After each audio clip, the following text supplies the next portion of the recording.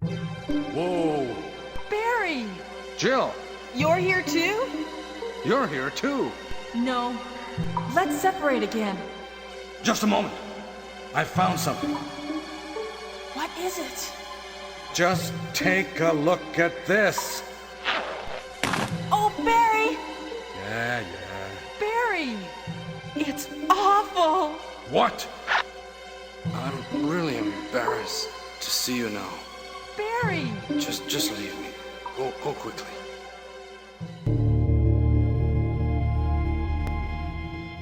Right, so first things first.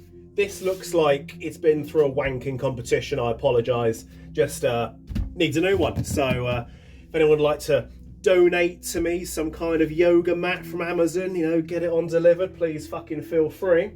Let's have a little chat about second-hand guns. Now, I like that a lot of you jumped in and goes, "Oh, I've bought loads of second-hand guns and there's never been a problem whatsoever." That was really funny to me because obviously, as a collector of really rare guns that haven't been made since like the mid-90s and shit, it was very funny that everyone literally jumped in on that. I think a couple of you did actually get the fucking joke when I put up that video. Everything I buy pretty much comes in secondhand if it's a rare classic old thing. They're not new. They haven't been new for 30 years, so fuck off. So it's very, very funny to me that shit happened, but also because I just wanted people to sit down Christmas Day and have the Pornhub community video pop up in front of their family. That's why I did it. That's why I put the clickbait in there, and honestly pissing myself. But I also wanted to touch on a little subject. There is a particular person who is based in Northern Ireland, I believe. We know who the fuck he is. If you are buying anything secondhand, don't do bank transfer, and do not friends and family the money. You PayPal it as normal, and when it doesn't turn up, you can claim it back. All right. So if you are Mr. all right, and if you do happen to see this channel, fuck you. You're a prick. Now this gun here, this was purchased secondhand, and basically the guy believes he got screwed on it. Absolutely screwed. So we're going to check out if he has, in fact, been screwed on it. And there she is. Apparently, it worked for a couple of games, not even a couple of days, a couple of games. MOSFET beeped, standard, and the whole thing made a grindy noise and stopped working. So we're going to try and see what happened, whether the guy got fucked over on a second-hand deal, or whether it's just one of those things.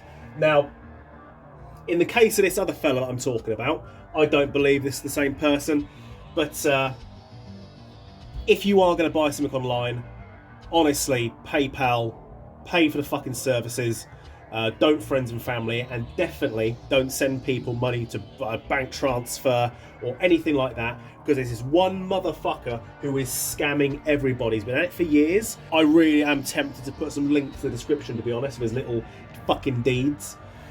But he has scammed a hell of a lot of people with swaps, stuff never turning up, he's just an absolute fucking con artist, and he needs fucking eradicating. So that is kind of why I put my little video up, don't buy secondhand guns. Another little reason there, I wanted to sort of get on that.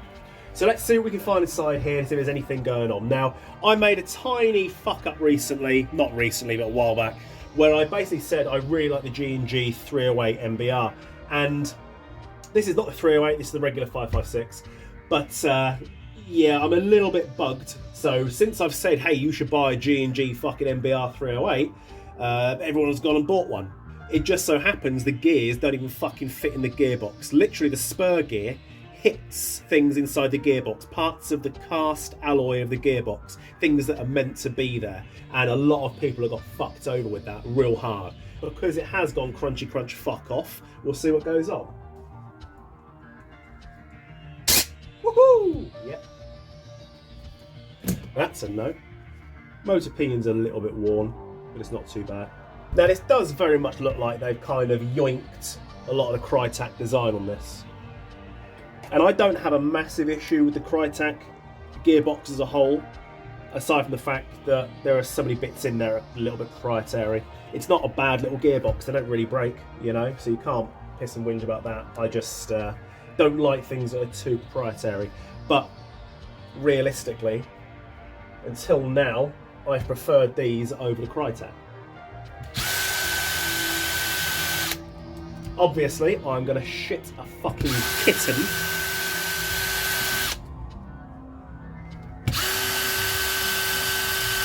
if we're getting the exact same fucking problem.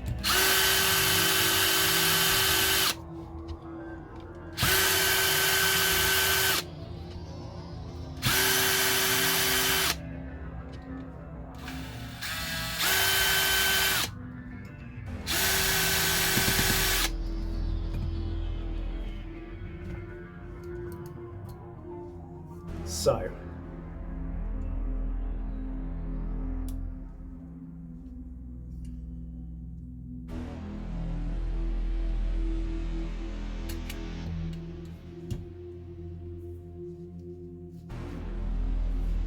let's go in close, shall we? It's a bit of a weird angle, granted, but it's the only place I can really put the camera to get this fucking close to see what I'm looking for. So, what I was talking about before, I was finding the spur gear was hitting the anti-reversal latch and the divot that it sits in. So that's what I'm looking for.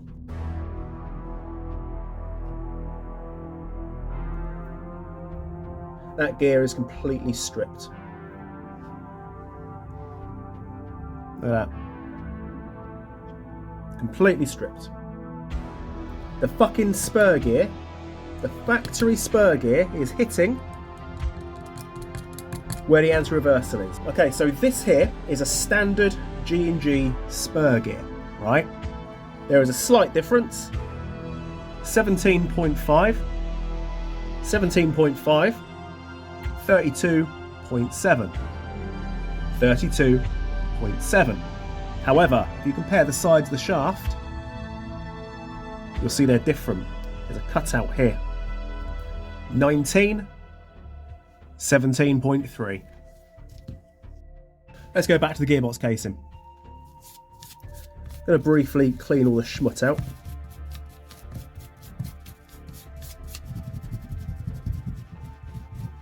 So what you've got going on now over here is that this bushing sits high up. You can see that is raised up. That is pointless. It's so fucking pointless. And you can see how high the bushing sits. Really fucking high. So now that we've cleaned it off, see that? That is where the spur gear is smacking on this. So if I go with the original spur gear, doesn't freely move. Look at that. So now we're going to have to do some modifications to this so it can take different gears, because this gear is quite possibly too far gone to use again. But I'll try and save it. I'll try and save it. Fortune has shone upon this customer. I have modified this very slightly so that we can get in there and put in a gear that won't scratch. This is the original gear, and now there's no shims on it, so it's making a little bit of noise. Let's just throw a single shim on there. Now it spins, right? Now, with Crytek, obviously anyone who's worked on the Crytek knows that they've made their spur gear the wrong size, and it means that you can't change out the spur gear without doing modifications or using particular gears. G&G have gone the opposite way with it.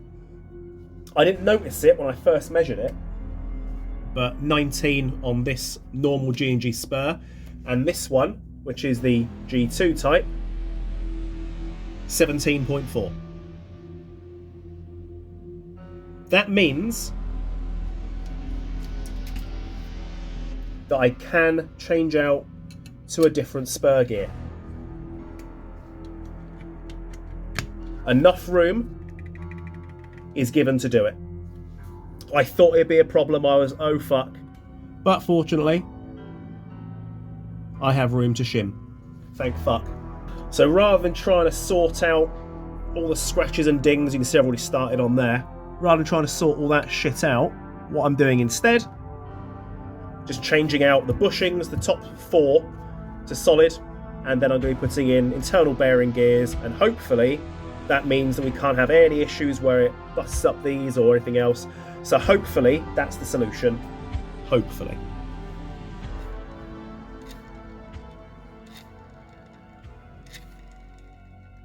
I think the final thing you've really got to check on one of these is the anti-reversal latch, because obviously that is going to touch your gear. As you can see on mine, it doesn't. So what I've done here,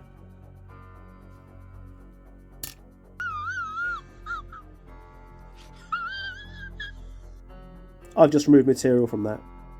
I'm going to clean it up with the file now, make sure it's nice and smooth. So there we go, it's all done. Now bear in mind, the only things I've changed in this whole gun are the internal bearing gears and the bushings. It's still got the original motor, so it's going to sound exactly as it does. It's still got the original pistol grip. These are not the best fitting pistol grips, but it does still sound better than a standard G&G. But bear in mind, all I've changed is the gears and the bushings and re-shimmed. The original spring, the original piston, everything in the top half, everything is exactly the same. I've simply cleaned it up. Now inside the gun is a Promi hop unit, a Promi barrel and a maple leaf rubber. These are installed by the customer. Now by installing a Perrin ETU++, you're going to find that you're going to be able to get a little bit of pre-cocking on there, a little bit of active braking, and it's going to quieten the sound of the gun up.